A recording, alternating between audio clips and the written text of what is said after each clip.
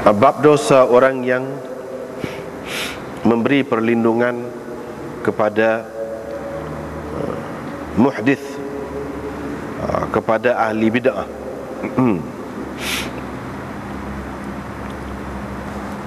Hadis ini diriwayatkan oleh Ali daripada Nabi sallallahu alaihi wasallam.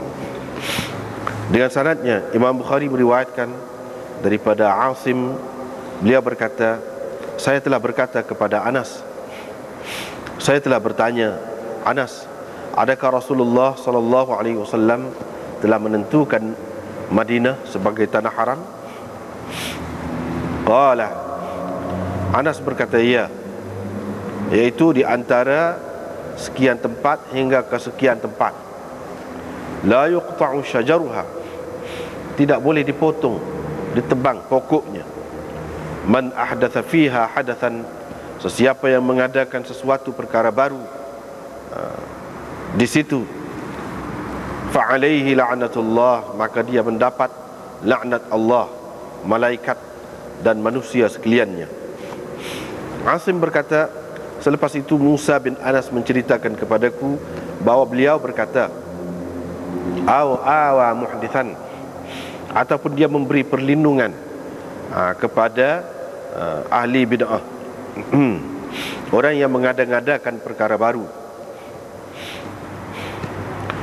Bab ma yuzkaru min dhammir ra'i, ini bab hadis tentang celaan pendapat, fikiran, dan takallufil qiyas, dan mengamalkan qiyas. Dan firman Allah, wala taqfu ma laysa laka bihi ilm, jangan engkau turuti sesuatu yang kau tidak mempunyai pengetahuan tentangnya. Dengan sanadnya Imam Bukhari meriwayatkan daripada Urwah, beliau berkata, Abdullah bin Amar pernah melalui kami untuk pergi haji, melalui tempat kami untuk pergi haji.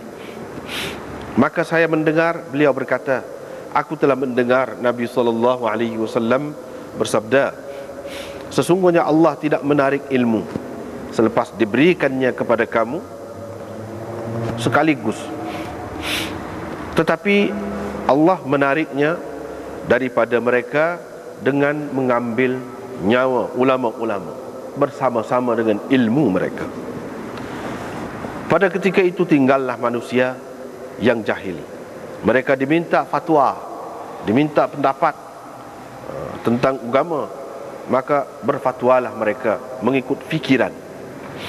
Dengan itu sesatlah mereka lagi menyesatkan. Fahaddathtu Aisyah,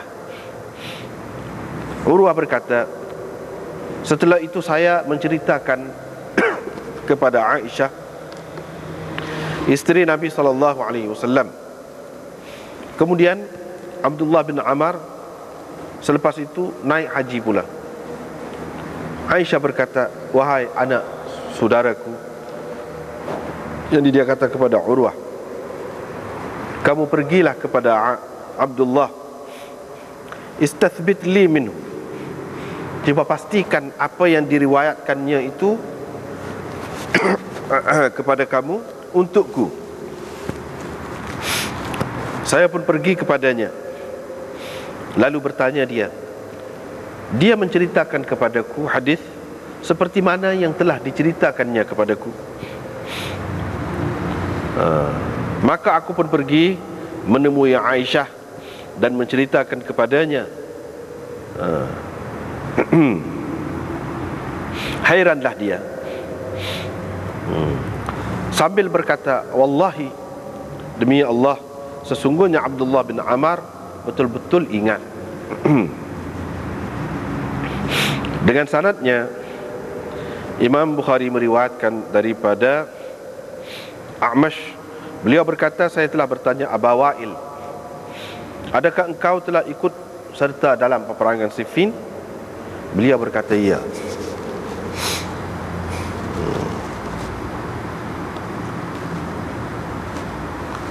Saya telah mendengar Sahal bin Hunayf berkata. Dengan sanad satu lagi, A'mash meriwayatkan daripada Abi Wa'il juga, beliau berkata, Sahal bin Hunayf berkata, ya ayyuhan nas, tuan-tuan sekalian, ittahimu ra'yakum ala dinikum, raguilah pendapat kamu dalam agama kamu. Sesungguhnya aku masih lagi nampak aku pada hari Abi Jandal. Jikalau aku dapat menolak keputusan Rasulullah sallallahu alaihi wasallam, nescaya telah kutolak, yakni perintahnya pada hari itu. Tidak kami letak pedang di atas bahu-bahu kami untuk sesuatu peperangan yang dahsyat, melainkan dipermudahkan kepada kami kepada perkara yang memang kami maklum, kepada perkara yang kami tahu sebagai perkara yang baik. Selain daripada peristiwa ini, keadaan ini, yakni perang Siffin ini, qala, perawi berkata, yakni A'mash, Abu Wa'il berkata, aku telah ikut serta dalam peperangan Siffin, wa bi'sat Siffun, alangkah buruk peperangan Siffin yang berlaku di antara sahabat itu. Abu Abdullah, yakni Imam Bukhari berkata, ittahimu ra'yakum, kamu tuduhlah, raguilah pendapat kamu. yakni untuk mengatakan sesuatu yang tidak terdapat tentangnya kitab, yakni dalil daripada Al-Quran dan juga dalil daripada As-Sunnah. Wala yanbaghi lahu an yuftiyah, dan tidak seyogianya seseorang itu berfatwa, yakni dalam keadaan tidak ada kitab dan sunnah begitu, dengan hanya semata-mata menggunakan fikiran.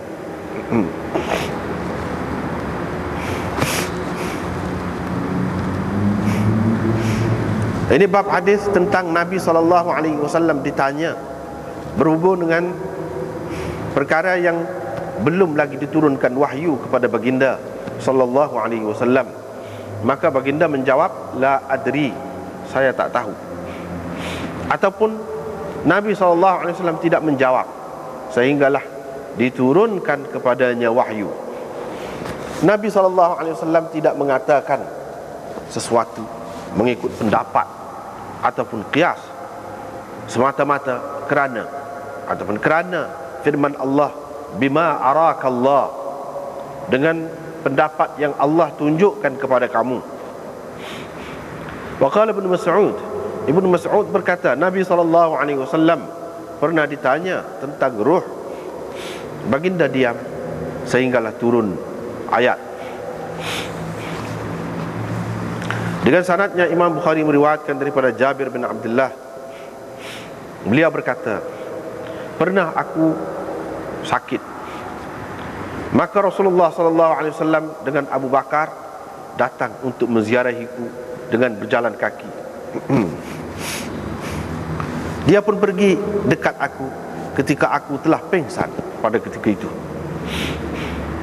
Lalu Nabi SAW berwudu, kemudian menuangkan air wudunya ke atasku. Fa'afaqtu, aku pun sedar. Terus aku berkata, wahai Rasulullah. Kadang-kadang Sufyan berkata, ini perawi berkata, faqultu, maka terus aku berkata, ai Rasulullah, bukan ya Rasulullah, tetapi ai Rasulullah, maksudnya sama, wahai Rasulullah, bagaimana akan saya putuskan berhubung dengan harta benda saya? Apa seharusnya saya lakukan terhadap harta saya? Qala, Jabir berkata, Nabi SAW tidak menjawab apa-apa ataupun tidak memberi apa-apa jawapan kepadaku, sehinggalah turun ayat mirath, ayat pusaka. Ini bab Nabi SAW mengajar umatnya dari kalangan lelaki dan perempuan apa yang Allah ajarkan kepadanya, bukan menurut fikiran semata-mata ataupun menurut qiyas, mengikut qiyas. Dengan sanadnya Imam Bukhari meriwayatkan daripada Abi Sa'id, beliau berkata, ada seorang perempuan datang ataupun pergi kepada Rasulullah sallallahu alaihi wasallam. Dia pun berkata, wahai Rasulullah, orang-orang lelaki pulang ataupun pergi dengan membawa hadismu. Oleh itu tentukanlah satu hari untuk engkau mengajar khusus kepada kami, dan kami akan datang kepadamu pada hari itu. Jadi untuk kamu ajarkan kepada kami sebahagian daripada yang Allah ajarkan kepadamu. Faqala, maka Nabi SAW berkata, ijtami'na, kamu berkumpullah pada hari sekian, pada hari sekian, pada tempat sekian. Mereka pun berkumpullah. Bila begitu Rasulullah SAW pergi kepada mereka dan mengajarkan mereka sebahagian daripada apa yang diajarkan oleh Allah kepadanya. Kemudian baginda bersabda, tidak ada sesiapa pun, tidak ada di antara kamu mana-mana perempuan yang mendahulukan 3 orang anaknya. Yang sebelum dia mati, anak dia mati dulu, 3 orang, melainkan itu menjadi hijab, pendinding kepadanya daripada api neraka. Faqalat imra'atun minhunna, lantas ada seorang perempuan di antara mereka itu bertanya, wahai Rasulullah, kalau 2? Perawi berkata, jadi Abu Sa'id, perempuan itu mengulangi pertanyaannya 2 kali. Kemudian Rasulullah SAW menjawab, 2 juga.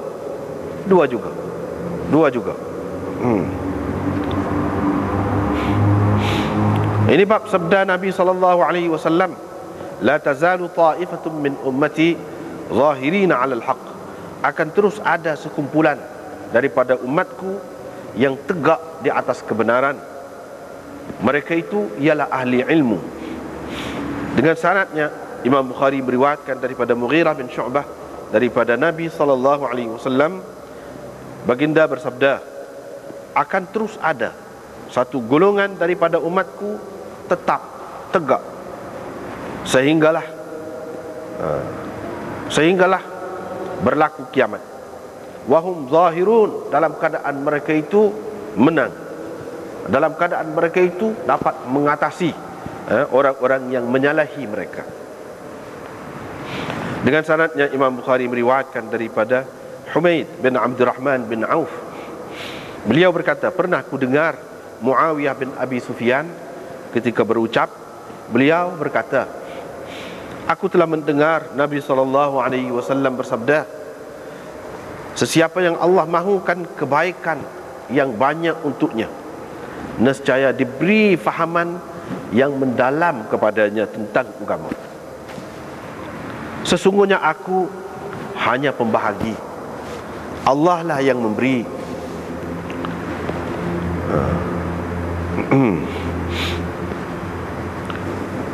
Keadaan umat ini akan terus betul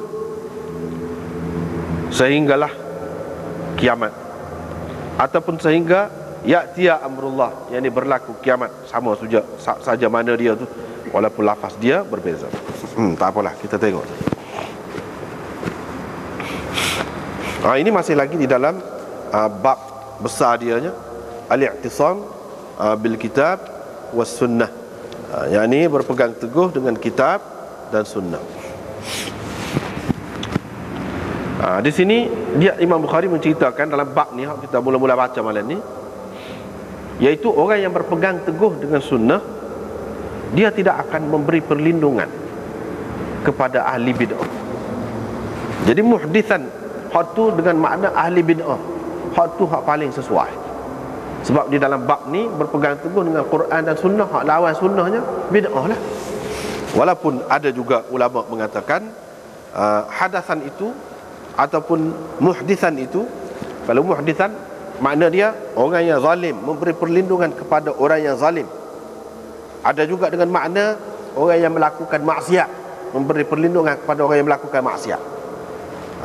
Walaupun ada juga dengan makna tu, tetapi makna yang lebih khusus dan lebih sesuai dengan tajuk ini ialah muhdithan, dengan arti orang yang mengada-ngadakan perkara baru, iaitu ahli bid'ah.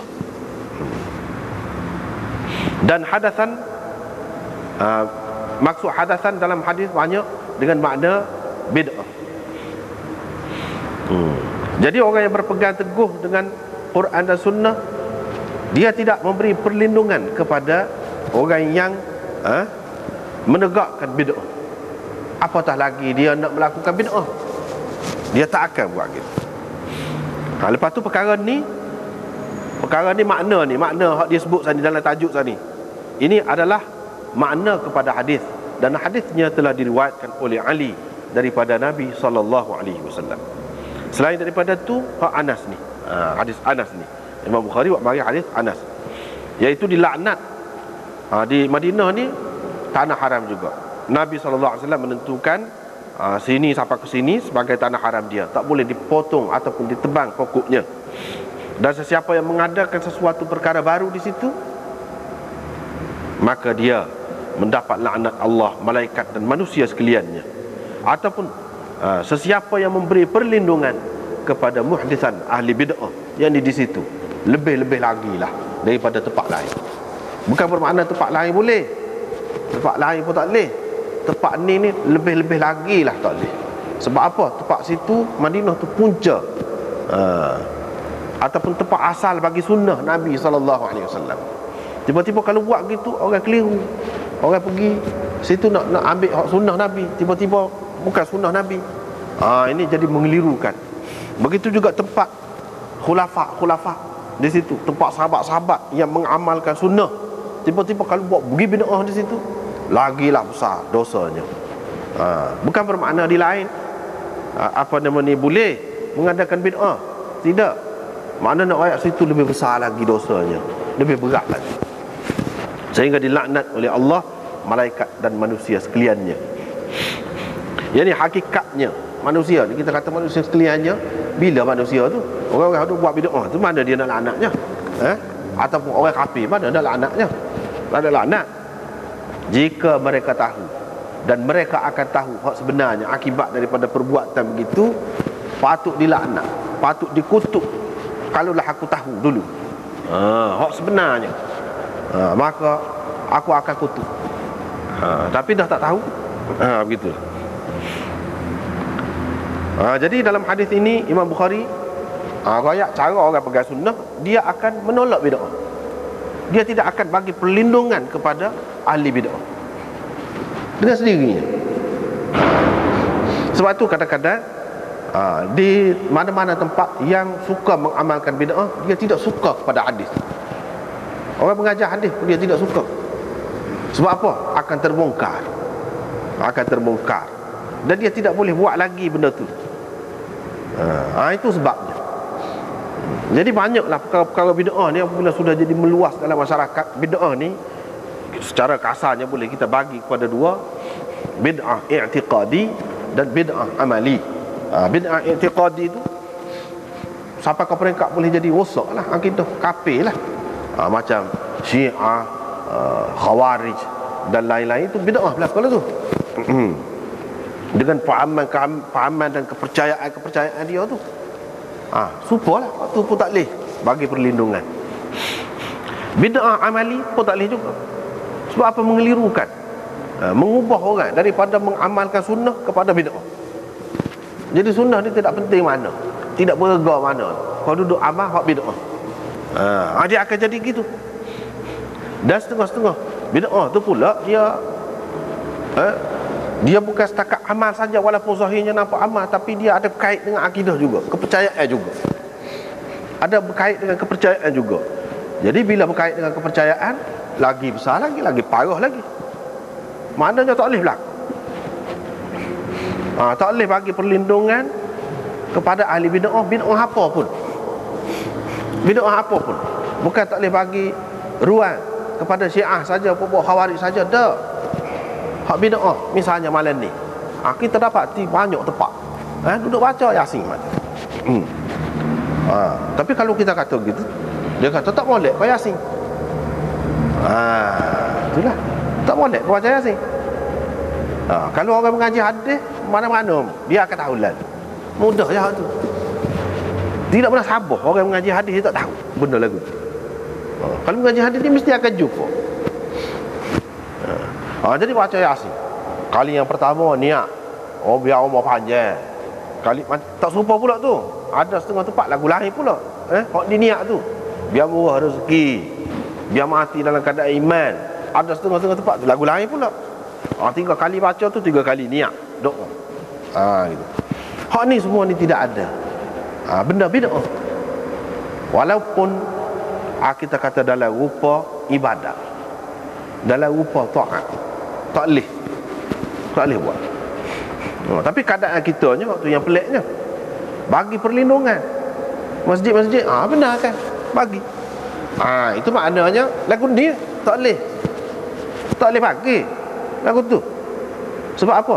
Bid'ah. Lepas tu kita kata tu ya dia baca Yasin. Kalau tidak, kita sudah bicara dah masalah bid'ah ni. Khusus dah. Lagu mana bid'ah amali ni? Ataupun bid'ah idhafiyah ni, orang panggil bid'ah idhafiyah ni lagu mana, kita sudah bicara panjang dah. Contoh-contoh banyak dah bagi. Jadi di antaranya sahabat-sahabat marah orang yang sembahyang duha. Misalnya Ibnu Umar marah, pekong dengan anak batu ni. Orang yang sembahyang duha. Jadi sembahyang duha tu bid'ah ke? Tidak bid'ah. Cara tu kadang-kadang kalau tak kena dia jadi bid'ah. Ibnu Umar kata bid'ah. Lepas tu kita kata dia tak tahu ke sembahyang duha ni sunnah kan? Molek kan? Sembahyang apa ya dia marah tu? Kita kata kita tak faham. Tetapi kalau kita tengok macam Imam Nawawi dan lain lagi ulama-ulama, dia faham molek. Dia kata bukan dia tidak tahu sembahyang duha tu sunnah, tetapi yang dia marah pasal cara tu buat tak kena. Dia jadi bid'ah juga lagu tu. Misalnya di iltizam, mana kalau nak sembahyang duha mari masjid lah. Sesoalannya tak boleh buat sembahyang duha tu lain. Sesoalannya kelebihan sembahyang duha tu di masjid serupa dengan sembahyang jemaah, kelebihan jadi masjid. Sedangkan Nabi SAW kata hak sembahyang selain daripada hak fardu ni, hak sunat tu molek di rumah. Jangan buat kubur rumah tu. Sembahyang di rumah termasuklah sembahyang duha. Tiba-tiba dia pergi buat tetap misalnya di masjid. Itu salah. Walaupun sembahyang tu sendiri tidak bid'ah asalnya, tapi kalau cara tak kena, sahabat sendiri pun kata bid'ah. Bukan contoh tu, banyak lagi hak lain-lain jenis lagu tu lah. Jadi kalau orang yang tidak faham, dia kata apa apanya dapat kalau kita buat benda molek kan, baca Yasin. Dia tak faham hal ni. Kalau lagu tu apa ya sahabat marah orang sembahyang duha, dan banyak lagi contoh-contoh yang seumpama itu. Apa marah? Tak usah marah lah. Mana tak erti lah pula sahabat ni. Orang nak buat benda molek, nak ibadat, dia marah pula. Tak ada siapa kata lagu. Bahkan kalau sahabat kata itu betul. Ini menunjukkan bahawa benda-benda yang baik ini, ibadat ni kadang-kadang kalau tak kena lagu dia tak boleh. Jadi bid'ah. Tapi kita tengok misalnya di tempat kita, dia bukan di tempat kita saja, di penyakit ni dia ada mana-mana pun ada. Antara berat dengan ringan je ada berlaku mana-mana pun. Misalnya di tempat kita, kalau kita tanya, orang yang mengamalkan bid'ah ni, dia kata boleh. Baik, kalau kita tanya, ya apa namanya, kalau raya puasa tu nampak anak bulan takbir, siapa kau sembahyang raya ya takbir? Lepas tu berhenti. Berapa sampai tidak 3 hari? Kalau raya haji tu 3 hari kan? 3 hari takbir macam lepas maya takbir macam. Berapa raya puasa tak buat lagu tu? Dapat takbir kan boleh takbir. Kalau nak kira dengan suasana masyarakat kita ni lebih meriah lagi raya puasa kalau nak kira. Dan kalau nak kira cuti pun skalanya memang disediakan untuk raya puasa tu lebih lama nak banding dengan raya haji. Kalau nak kira hak tu, jadi hak sepatutnya ramai-ramai ni ada keluarga, anak-anak ada belakang ni, biar takbir lama sikit lah, biar jadi 3 hari. Apa yang tak buat 3 hari? Apa? Situ dia akan senyap. Apa? Kata takbir kan ibadat. Molek. Apa tak buat? Semua tak buat. Ini menunjukkan bahawa ada setengah-setengah tu memang tak buat. Alasan tak buatnya sebab Nabi tak buat. Kapal kalau kita buat Nabi tak buat, jadi mana pasal ni? bid'ah lah. Ada. Hak gol lain baca Yasin bid'ah jugalah. Dan Nabi tak buat. Supaya tu lah juga. Bapa hak tu pakar pula. Hak tu boleh faham. Hak ni tak boleh faham. Apa? Inilah masalah dalam masyarakat kita. Dia tidak faham masalah bid'ah ni. Bukan kata semua masyarakat kita kalau bid'ah amali ni dia buat, dia mengikut fikiran dia, molek buat apa dia buat. Tak juga. Misalnya Hasan ni, tak buat pula. Hak tu. Kalau kita tanya apa tak buat, dia akan kata suk-suk pergi bid'ah. Pasal apa bid'ah? Nabi tak buat. Nabi buat sekat tu. Kan jelas tu. Hak ni pula kutu, hak lain-lain pula kutu lah juga. Bukan nanti bid'ah ni hak akidah tu saja, hak Syiah, Khawarij, hak tu saja bid'ah. Hak ni pun bid'ah juga. Kalau tidak, sahabat tidak marah gitu malah. Benda-benda gini. Jadi orang yang memberi perlindungan dia kepada hak ni, pasal apa? Dia akan menghidupkan lagi bid'ah. Dan memendam. Jadi makna seseorang kita pandang enteng sunnah. Jadi kita boleh buat atur sendiri, susun sendiri. Hak ni ibadat ke apa ni. Jadi seseorangnya hak Nabi dulu tu dia tak pandang lah, tak habis hajar. Boleh kau orang kemudian ni hak. Maknanya hak ni kena buat lagu ni. Kalau cari dalam hadis tak ada. Ada dalam hadis mana-mana. Hadis dhaif pun tak ada. Usahkah hadis sahih? Kalau hadis maudhu' tu tak tahulah. Tapi setakat ni hak maudhu' pun tak jumpa lagi. Hak palsu pun tak ada. Tak tahu dari mana. Hadis dhaif tentu tak ada. Hak sahih tu tentu tak ada. Yang jadi nisfu tu gam dia. Jadi orang kita dia tidak tahu cerita-cerita latar belakang ni gapo ni semua. Sebenarnya nisfu ni nak besar nisfu ni pengaruh Syiah. Orang yang tidak tahu Syiah dia tak tahu cerita. Sebab apa? Malam nisfu tu lah malam kelahiran Imam Mahdi-nya. Dia nak besar hak tu. Sebab tu jadi mulia sangat malam tu. Tuhan menentukan segala-galanya. Tuhan menentukan segala-galanya. Jadi hak ni puak-puak ulama ni yang terpengaruh, yang tidak sedar ni, dia pergi ayat lagi tu lah. Misalnya Hamim wal kitabil mubin inna anzalnahu fi lailatin mubarakatin inna kunna munzirin. Ayat tu inna anzalnahu tu kami menurunkannya tu dia pergi tafsir ramal tu, tafsir lagu tu. Maknanya nisfu tu apa kena benda mana nisfu tu Tuhan buat turun ke dia. Sedangkan dalam ayat tu terang wal kitabil mubin, demi kitab yang terang, Quran tu lah. Inna anzalnahu, kami menurunkannya. Nya tu kan kitab tadi tu lah. Pada malam yang diberkati. Malam yang diberkati tu bila? Syahrul Ramadan alladzi unzila fihi al-Quran. Inna anzalnahu fi lailatul qadr. Hu tu semua Quran berlaku. Pak Quran lebih tu duduk mana? Malam Qadar. Malam Qadar tu duduk mana? Dalam bulan puasa. Bukan dalam bulan Syaban. Dia pergi takwil. Ni semua ni tidak sedar ni jarum tu masuk. Nak eratlah ke dia. Jadi Tuhan waktu turun malam tu, waktu turun. Kok tu lah sebenar, tapi dia tak ayat selalu. Kau kita waktu turun Imam Mahdi tu, waktu yang jadi berkat malam tu. Jadi berubah takdir tu. Jadi berubah nasib dengan baca Yasin. Dia nak buat kot tu. Tak kena tu. Itu adalah tahrif Al-Quran, penyelewengan terhadap makna Quran. Tuhan kata kami waktu Quran pada malam berkat tu. Malam berkat tu apa dia? Malam Qadar. Malam Qadar tu duduk mana? Dalam bulan puasa. Dalam Quran berlaku sebut. Terang kan tu? Nak sabarlah kalau kata wal Quranil mubin, terang sungguh. Tapi orang-orang ni dia belok ni, dia nak ala hak tak terang. Tapi kalau kita berpegang dengan Quran dan Sunnah, jelas tak ada satu pun. Ada juga orang kata dia terpengaruh dengan Albani, dia kata ada sah hadis nisfu ni hak sahih. Tak ada. Serabut tak ada. Albani kata ikut dia tu, kita hormat dia. Orang alim besar rahimahullah. Tetapi tak kena. Tak ada satu pun hadis yang sahih berkenaan dengan nisfu. Tak ada. Kalau ada ni, tak ada ni. Tanda kita Nabi SAW kalau gapo-gapo kan dia royak ada kelebihan, dia tidak royak saja. Mesti dia bagi cadangan lalu, kena buat apa, kena buat apa. Gitu caranya. Bukan pasal royak ada kelebihan, lepas tu gitu saja. Apa kelebihan tu apa? Apa? Kalau nak kata turun Quran malam tu, tak, Quran tidak turun malam tu. Hak mula-mula turun tu pada bulan Ramadan, hak tu malam Qadar, hak tu malam Qadar tu tidak duduk pada bulan Syaban. Jadi kalau kita perhati,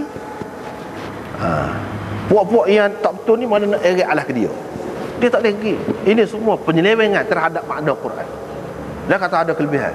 Ada kelebihan, Pak Nabi royak ke dia? Suruh buat ke dia malam tu?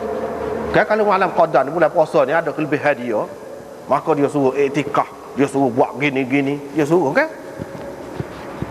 Ada. Pada masa ni ada kelebihan. Ada surat ke dia? Bangun doa dengan Tuhan pada masa 1/3 akhir malam. Dia royak. Kalau ada kelebihan, dia royak. Dia royak selalu. Dia tidak biasa royak ada kelebihan gitu saja. Tak ada lagu tu. Itu susah. Yang keduanya, orang-orang tu erat alah kau disebut dia erat daripada Quran lah tu. Bercanggah dengan Quran. Tak ada satu ayat Quran yang mengisyaratkan kepada nisfu. Tak ada. Yang orang kita ni pengaruh kuat sangat kepada nisfu ni, ada yang nama Ahmad Nisfu pun ada. Ini semua ni kenapa? Kerana Allah saya berluah sangat, lebih sangat nisfu ni. Kenapa Ahmad Nisfu lah lagu tu? Nak royak je pengaruh ni. Pengaruh ni dia sampai ke nama pergi. Padahal hanya benda tak ada gapo. Ini semua pasal apa? Pasal tak ada i'tisam bil Quran was sunnah. Tak ada tu. Dia boleh marilah. Kalau tak ada pegang sunnah, dia boleh mari bid'ah. Mari kok ni macam-macam boleh mari. Tak boleh pergi. Tak boleh pergi. Kok mana-mana pun tak boleh. Jadi sini dia tak bagi perlindungan pun tak boleh. Bagi perlindungan ni makna bagi ruang lah. Bagi ruang. Kalau orang tu dia faham sunnah sungguh, dia tak akan benar orang buat benda bid'ah datang masjid. Seperti mana sahabat larang sahabat tubik masjid. Gitu. Tapi keadaan kita tidak. Sebab apa? Sebab kita tidak betul-betul menghayati sunnah. Dan hak duduk menguasai kitanya bid'ah, bukan sunnah. Tapi kita cuma menafikan. Kita kata tidak bid'ah. Hak tu. Walaupun bercanggah dengan hak sahabat. Cara sahabat tu jelas dah. Benda lagu ni lah orang panggil bid'ahnya. Kita kata tidak bid'ah sebenarnya.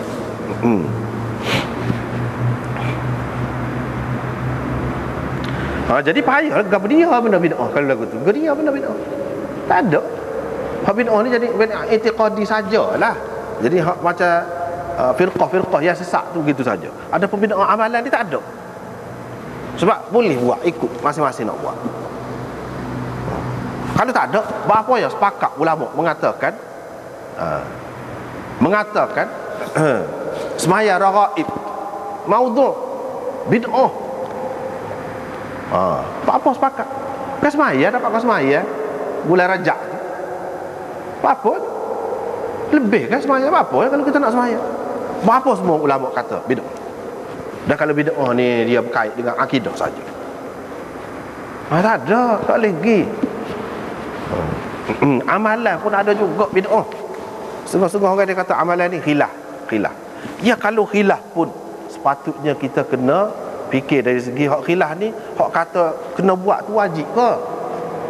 Tak wajib. Hak kata tak boleh buat ni siapa dia kata haram, memang bid'ah. Jadi hak sepatutnya kita kena jaga hak ni. Sebab boleh jadi haram. Itu kalau kita duduk tengah dah. Kalau kita duduk tengah, sekurang-kurangnya duduk situ. Ni tidak.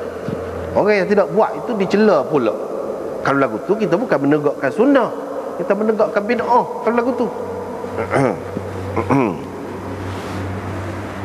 Dicela pula. Lepas tu dituduh macam-macam pula. Dituduh macam-macam.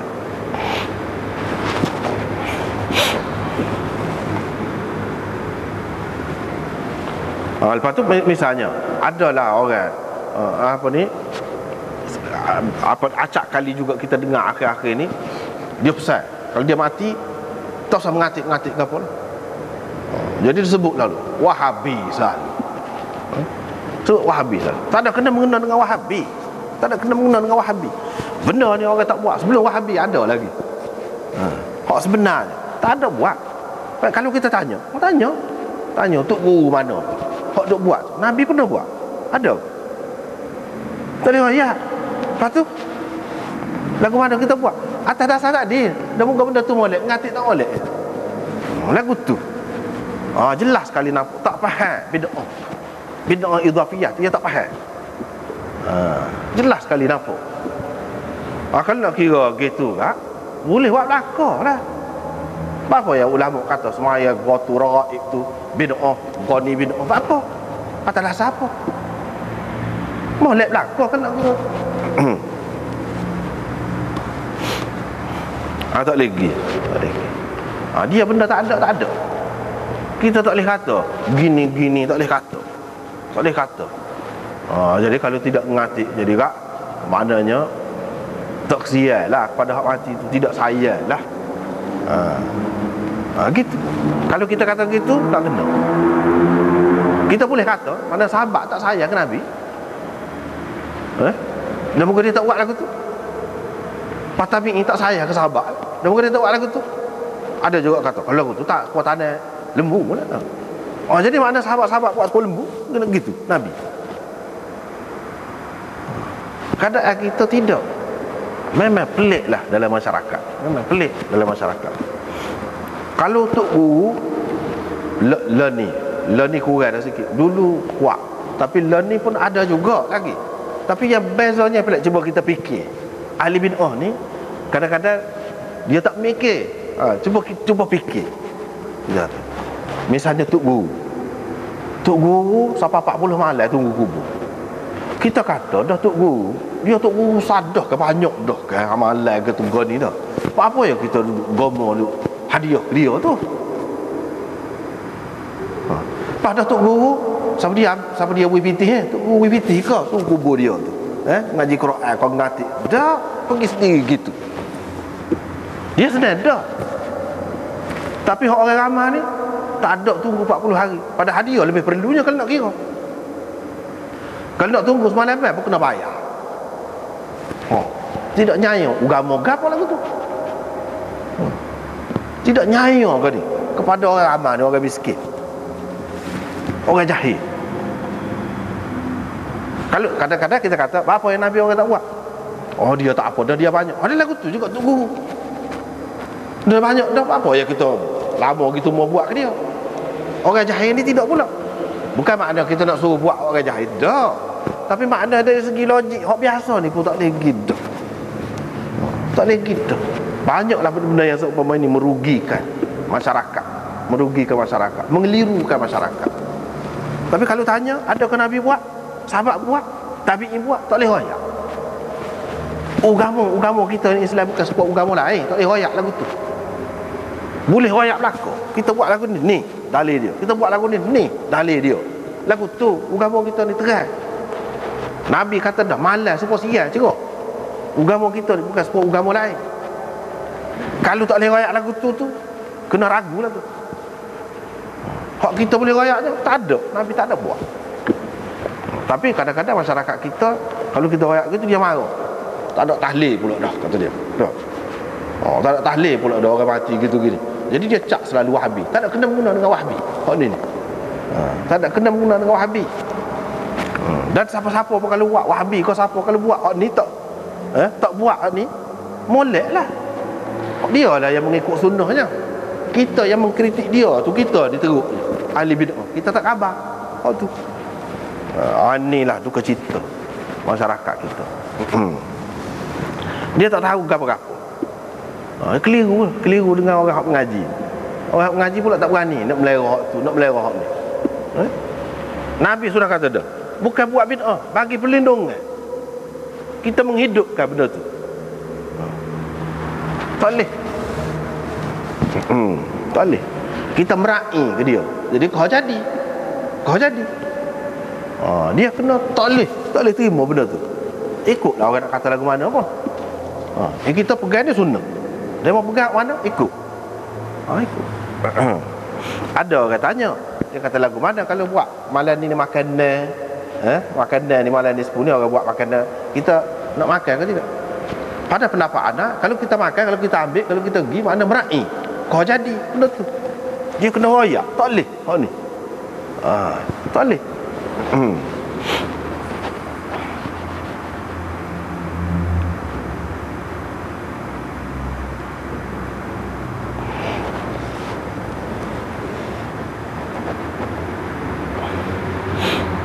Gitu. Jadi sebut Madinah ke apa tu, makna situ lebih berat lah. Sebab dalam Quran, banyaklah dalam Quran, dalam hadis pun rajin jumpa lagu ni. Dia sebut sesuatu tu bukan bermakna dalam keadaan tu saja hak tak bolehnya, dalam keadaan lain pun tak boleh juga. Cuma dalam keadaan tu lebih-lebih lagi tak boleh. Misalnya, wala tukrihu fatayatikum 'alal bigha in aradna tahassunan litabtaghu 'aradal hayatid dunya. Jangan kamu paksa perempuan, anak-anak perempuan kamu ataupun hamba-hamba saya kamu berzina, jika mereka itu mahu hidup suci, untuk kamu dapat mata benda dunia yang sedikit. Janganlah. Mana dalam ayat tu kalau kita tengok, tak boleh kita paksa dia tu kalau dia tak say. Kalau dia nak, boleh ke? Tak boleh juga. Cuma yang dalam keadaan dia tak say, kita paksa, lebih-lebih lagi lah tak boleh, tak patut. Kalau dia tak say, kalau dia nak pun tak boleh. Serupa juga sini, lain pun tak boleh. Tapi kalau Madinah lebih-lebih lagi lah tak boleh. Sebab apa? Mengelirukan orang. Orang duduk ingat situ tempat sunnah, orang nak pergi belajar sunnah.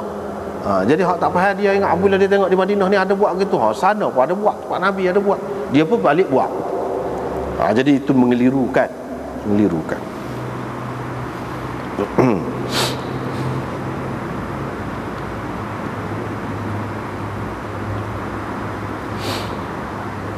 Bab ma yuzkaru min dhanbir ra'yi wa takallufil qiyas. Ini bab celaan pendapat dan mengada-ngada qiyas. Takallufil qiyas, yang ni buat-buat qiyas.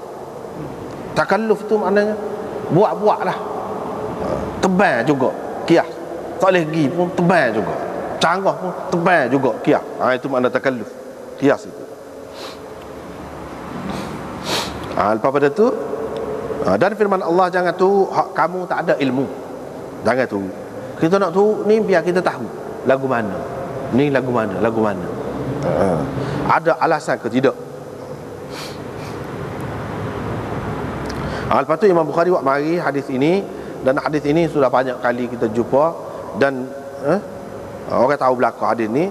Allah SWT tidak tarik ilmu ni sekaligus, tapi dia tarik dengan dia mati ulama. Sekali dengan ilmu dia tu kita tak ada ganti. Gitulah.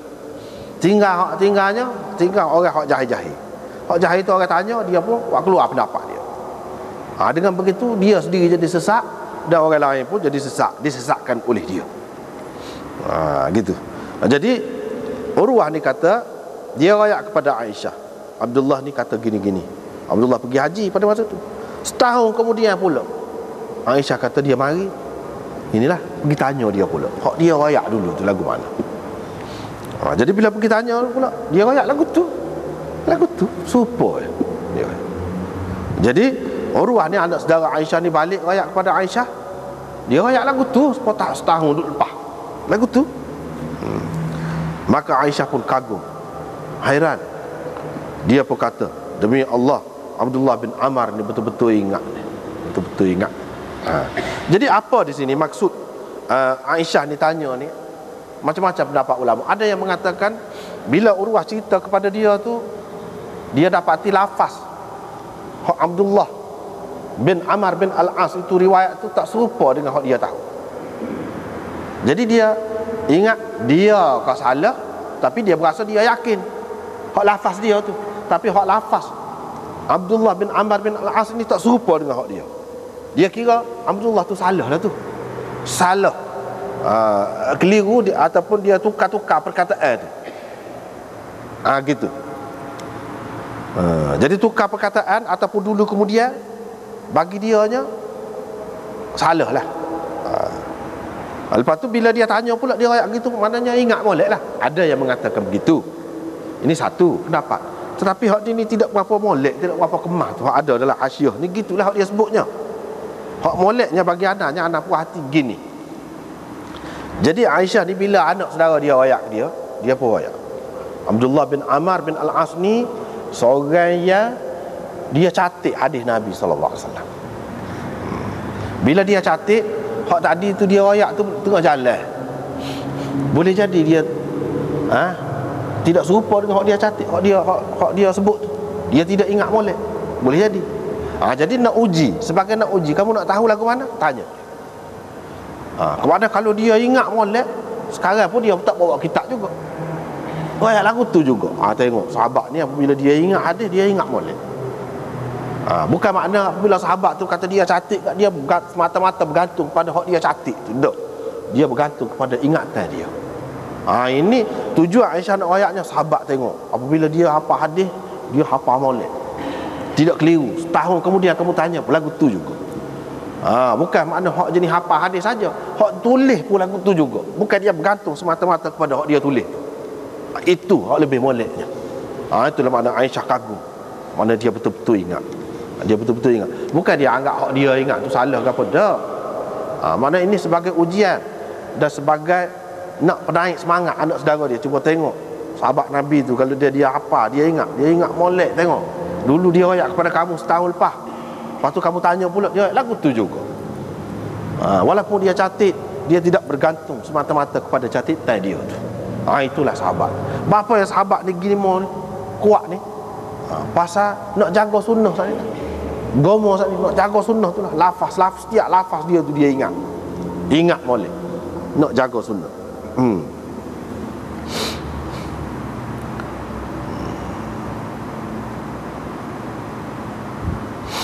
Itu maksud dia sini.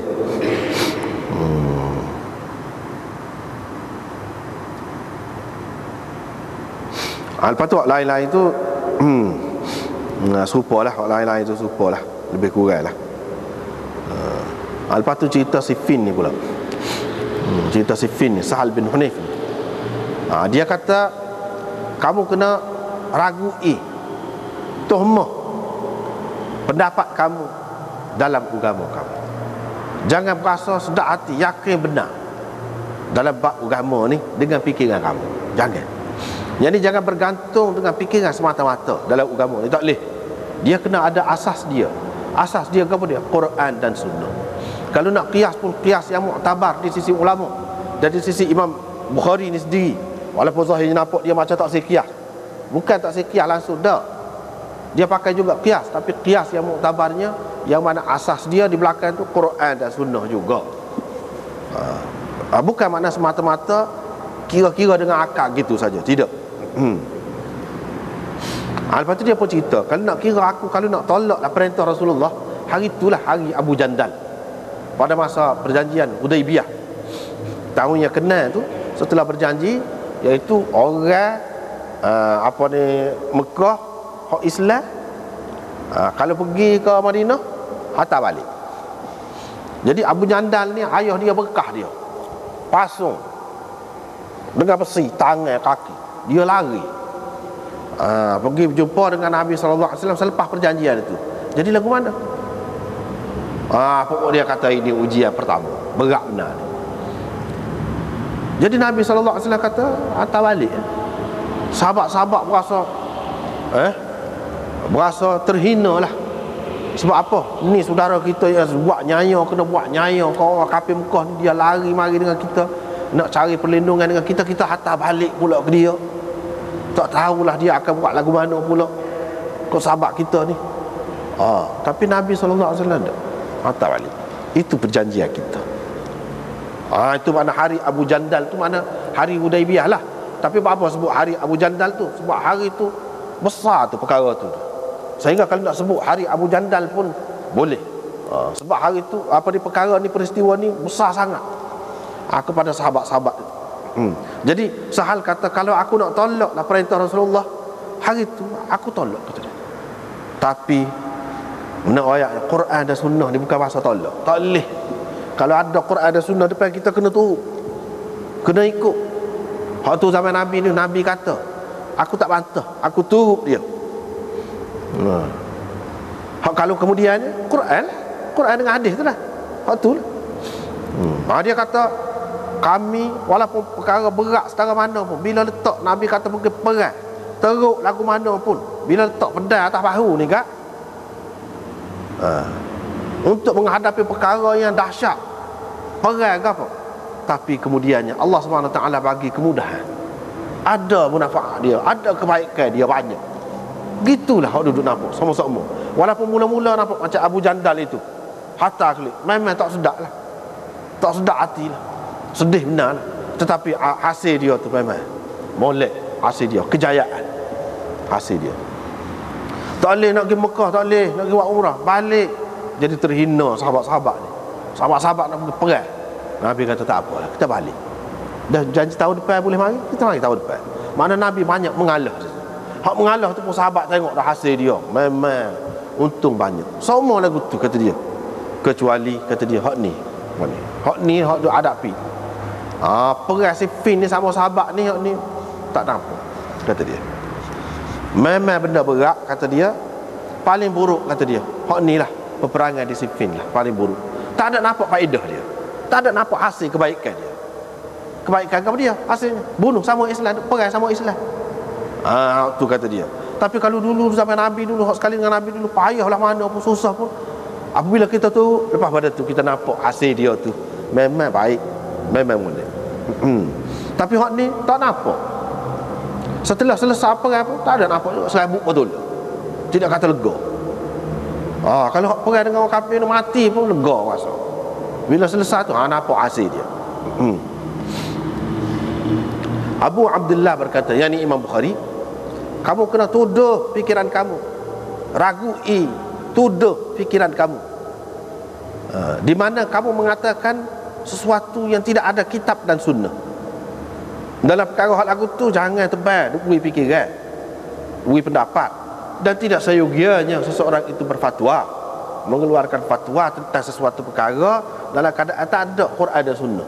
Apa lagi kalau ada Quran dan sunnah bercanggah dengan petua tu, kena tinggal teguh, tak boleh duk bela lagi, tak boleh duk pertahan lagi. Misalnya tak lama ni nak puasa ni, ada imsak pula, ada imsak pula, lagu tu lah petua mana-mana. Imam Bukhari kata tidak seyogianya petua lagu tu kalau tidak ada Quran dan sunnah. Mana dia kena ada sandaran Quran dan sunnah. Ni ada Quran dan sunnah, kata tak ada imsak itu, kita kata ada pula, kan pelik tu. Tidak bid'ah lagu tu. Apa lagu benar dia bid'ah je.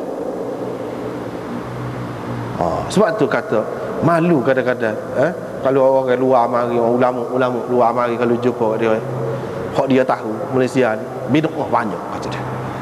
Memang pak kalau kita kau ada senyap, kau tak rayak, kau berterusan lagu ni.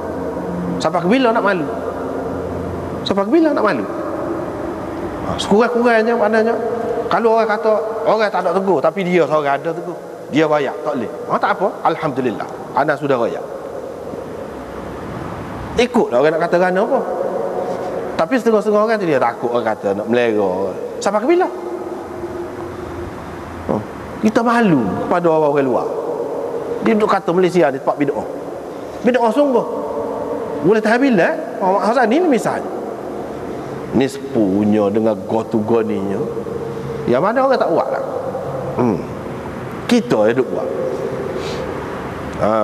Apa ni imsaknya sikit lagi ada lah pula. Sedangkan dalam Quran jelas kan, wa kulu washrabu hatta yatabayyana lakumul khaytul abyadu minal khaytil aswadi minal fajr.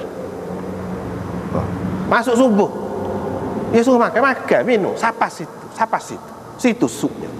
Kita kata dah 10 minit sebelum masuk waktu tu kena berhenti dah, situ supnya. Lepas pada tu tak boleh makan. Tidak bercanggah ke tu? Bercanggah Quran pun tak kisah lagi. Teruknya kita, teruk. Lepas tu bolehkah kita kata dalam keadaan ni kita sini ni berpegang teguh dengan Quran dan sunnah? Boleh? Jauh tu. Tak ada berpegang teguh dengan Quran dan sunnah kalau lagu tu. Imam Bukhari ni kata kalau kita nak bagi pendapat tak ada sandaran Quran dan sunnah, tak boleh. Kita kena ragui pendapat kita. Boleh jadi kita tak betul. Ni sudah ada dah Quran dan sunnah, kita tak kata kita tak betul lagi. Terang dah bercanggah dengan Quran Sunnah, kita tak kata kita betul, tak betul lagi. Duk kata betul semacam. Jadi maknanya secara tidak langsung Quran itu tak betul, hadis itu tak betul. Lagu mana lagu tu ahli sunnah? Ini benda.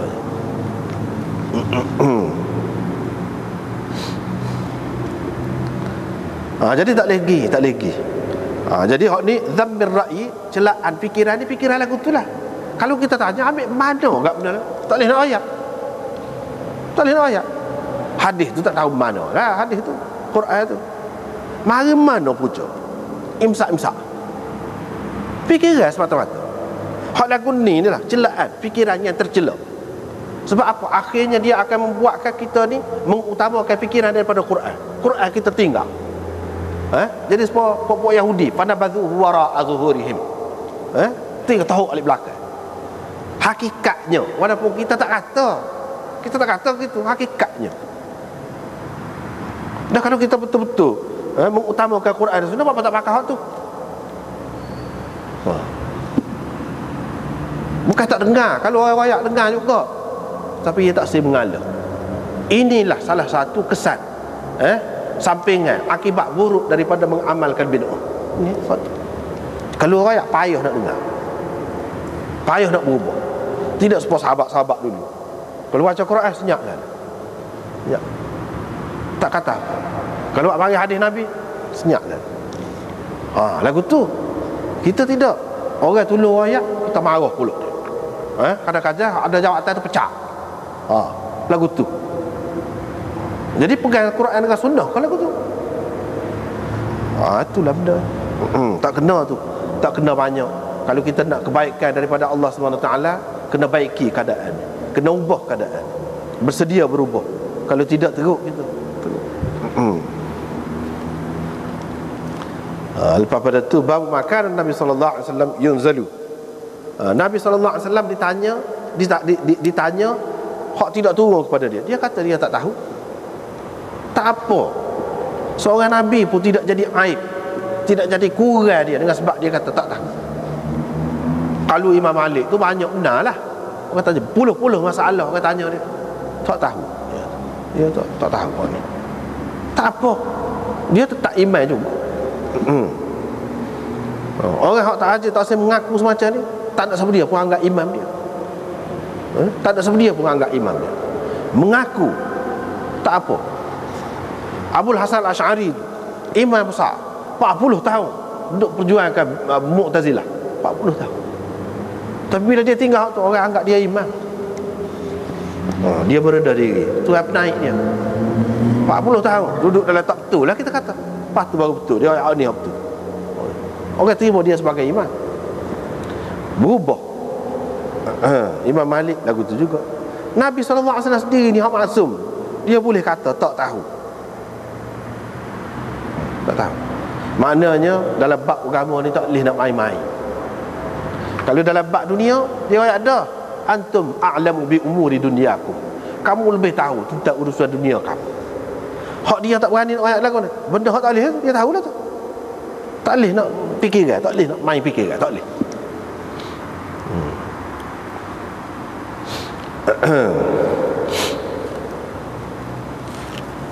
Ataupun dia tidak jawab, dia senyap. Siapa turun wahyu? Itu keadaan Nabi SAW. Kita tak turun wahyu, kita tak boleh jawab sehingga kita kena pastikan ada dalam Quran dan Sunnah dulu. Kalau tak ada, mengikut kaedah dia, ia sesuai dengan Quran dan Sunnah, kita buat keluar hukum tu. Lagu tu cara. Kalau tidak tak boleh. Kalau tidak tak boleh. Dia tidak bagi pendapat, dia tidak guna kias. Seperti kita kata tadi, dah molek baca Yasin, buka Quran kan, apa tak molek malam ni 10? Tak boleh kias lagu tu. Tak boleh kias lagu tu. Itu orang panggil kias lah tu, tak kena tepat. Kias tak kena tepat. Liqaulihi, kerana Allah SWT berfirman, bima arakallah, dengan apa yang Allah SWT tunjuk kepada kamu. Hak tu kamu guna fikiran dah, walaupun Allah SWT kata dah bima arakallah. Maknanya kamu hukum di antara mereka mengikut apa yang Allah SWT bagi kamu nampak, fikiran kamu nampak. Walaupun begitu Tuhan bagi dah tu jalan, Nabi tak guna juga. Maknanya sewena-wena tak boleh nak guna fikiran ni. Fikiran ni dia kena bersandar kepada Quran dan Sunnah. Sebab itulah Sayyidina Ali berkata, "Lau kana ad-din bil aqli lakana mashu asfalil khuf aula min a'la." Kalau nak agama tu boleh ditentukan dengan akal, fikiran, nescaya sapu khuf tu alik bawah lebih patut lagi daripada sapu alik atas. Tapi sunnahnya sapu alik atas. Dah sunnah alik atas, kita tak boleh kata.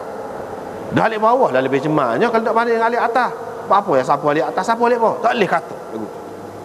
Maknanya agama ni banyak perkara tidak boleh ditentukan dengan akal. Banyak perkara tak boleh.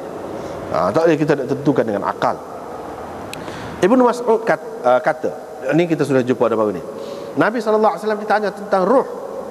Baginda diam sehingga turun wahyu.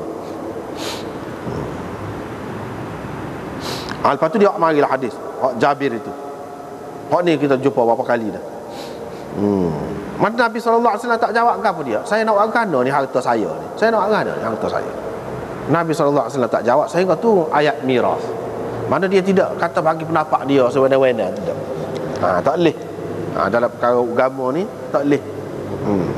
Dengan sebab itu masalah pesaka ke apa, ulama faham dia bukan masalah hak boleh fikir-fikir ikut serah, tak boleh. Nabi ni tidak bagi pendapat sendiri, dia nanti wahyu.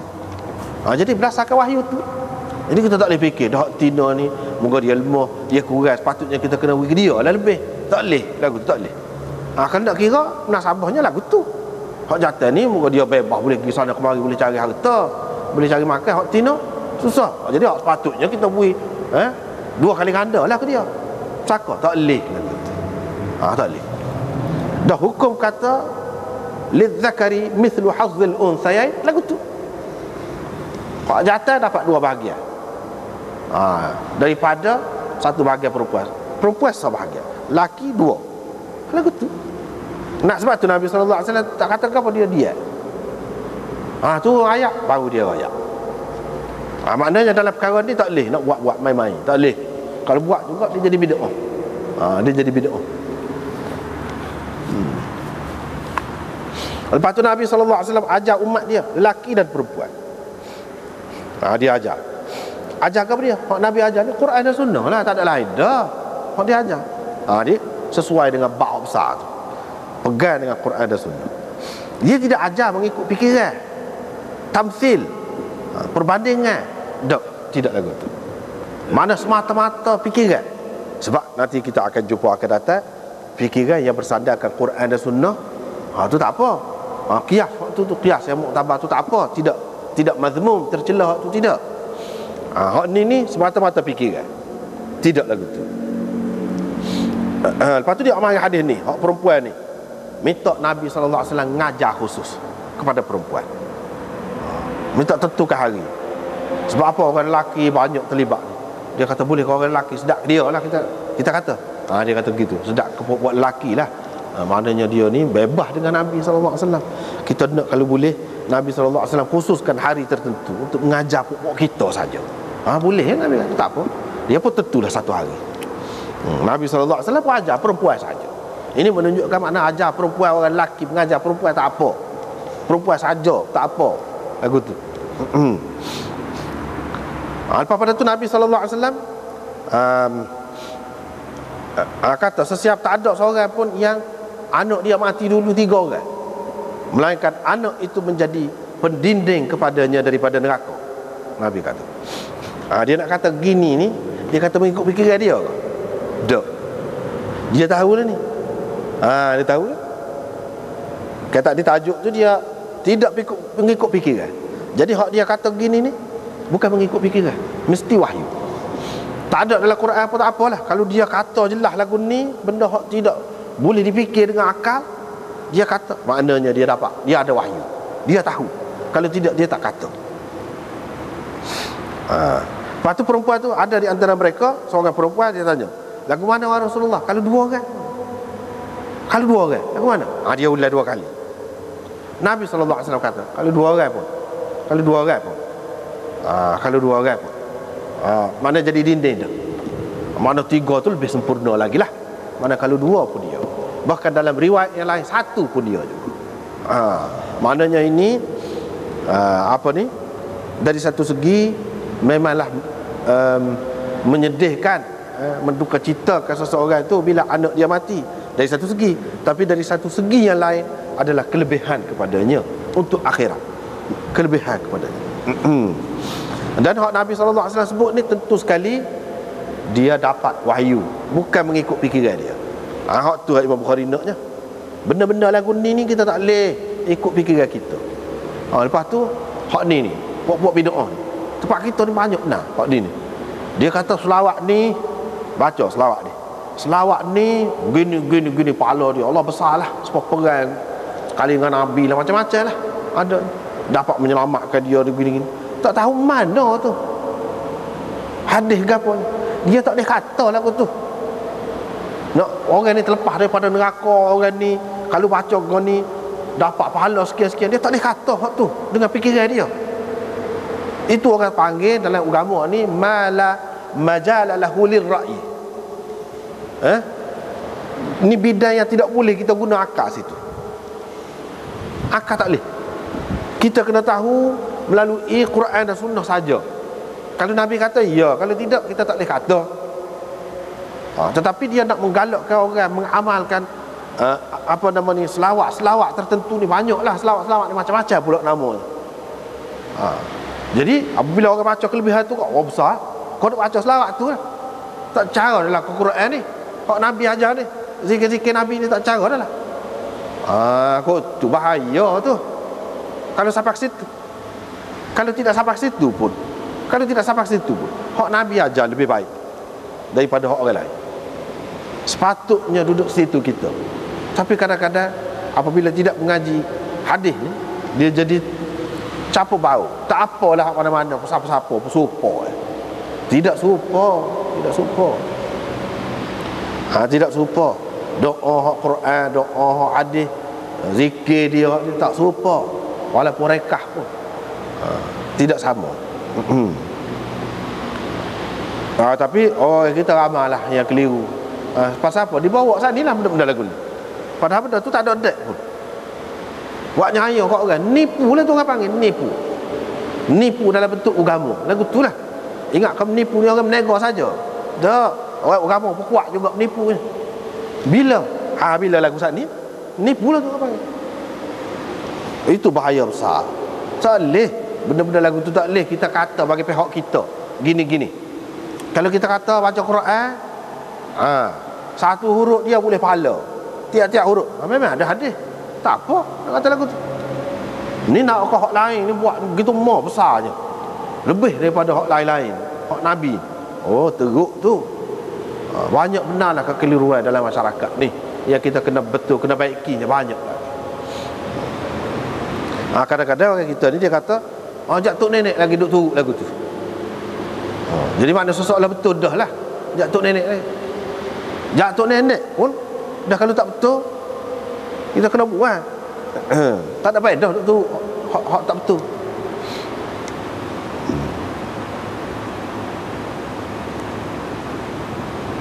Lepas tu bab qaulin Nabi sallallahu alaihi wasallam, la tazalu ta'ifatun min ummati zahirina 'ala al-haq. Sekat tu wallahu a'lam.